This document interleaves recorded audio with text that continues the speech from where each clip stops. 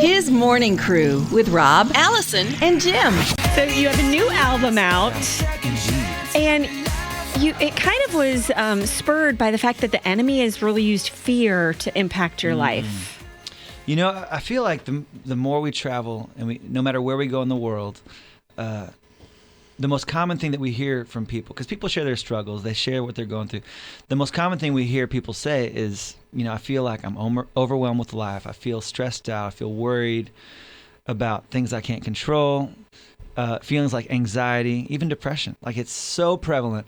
And it's been a part of my life since I was a kid. You know, I've dealt with anxiety since I was a kid. There was a season after my dad passed away where it was really bad. And the thing about anxiety is it comes on like a freight train, and it can be so paralyzing. I feel like it robs joy from your life. It keeps you from being present in the moment. So I look back on those seasons where I really struggled with bad anxiety, and I feel like there was so much joy that was lost from those times. And God doesn't want us to live in fear. But the thing about those feelings is you can't just tell them to go away.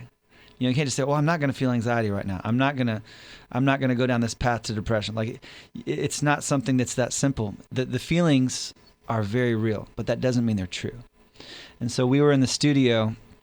A lot of our songs just come out of conversations. You know, we'll sit around and we're just really great friends. And so we talk about life, and then we'll be like, oh, let's write a song about that. And so we were sitting in the studio, and our drummer, Jordan, he shared that he had been going through some really tough stuff. His grandfather had just passed away, and he said, I've had this anxiety that is just so overwhelming. He said, I'm having panic attacks. I can't sleep at night. He said he started getting physical symptoms, so he went into the doctor and had all these tests done, only to find out the doctor just said, you're really stressed out. And so I shared with him that I knew exactly what he was talking about because I've been there. And when he heard that somebody else had those same feelings, had been through the same thing, like, he broke down in tears. He's like, I can't believe somebody even, because I feel like I'm alone in this, feels like there's something wrong with me.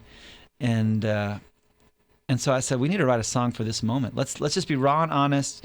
The words that need to come out right now, what do we need to sing over this moment as an anthem of victory, you know? And so I Will Fear No More is the song that came out, and it's kind of become our anthem. And man, we've been hearing so much from people who have the same struggle with anxiety, fear, even depression, and saying this has become my anthem of hope.